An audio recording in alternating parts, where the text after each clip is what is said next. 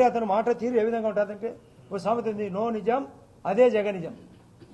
బాగానండి, no నిజం అదే జగనిజం అంటే అబద్ధాలు చెప్పడమే ఆయన ఆయుధం.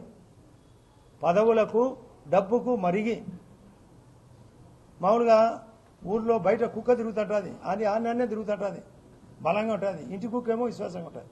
ఇది కుక్క వాటం తినడానికే వచ్చినాడు, ఈ రాష్ట్రాన్ని నాశనం చేసేదానికి వచ్చినాడు. ఒకసారి ఇచ్చారు కదా, అయిపోయింది కదా, ఇంకా సాలించుకో రాజకీయం. రైతులు బాగుపడాలా.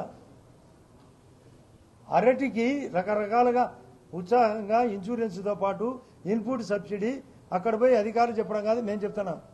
సెంట్రల్ ఇన్సూరెన్స్ పాలసీ ఉంది, ఫసల్ బీమా యోజన ఒక స్కీమ్, ప్రధానమంత్రి ఫసల్ బీమా యోజన.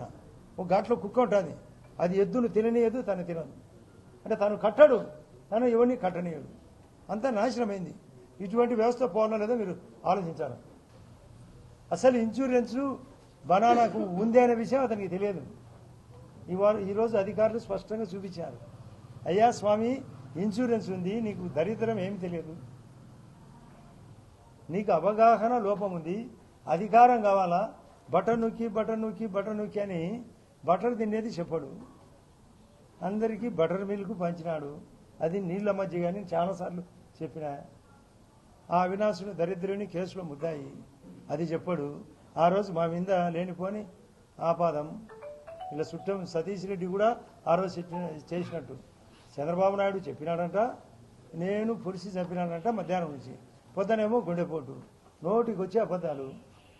అధికారం పోయింది, డబ్బు కలెక్షన్ పోయింది, అవినీతి అందరూ పారింది. అవినీతి ఏమి చేయలేక మొన్న మీరు గమనించిన జనవరి 13 నాడు వాళ్ళ ఇంట్లో ఒక డాక్టర్ చనిపోతే వచ్చినాడు, ఒక డిఎస్పీ గారిని మురళీ నాయకుని పిలిచినాడు.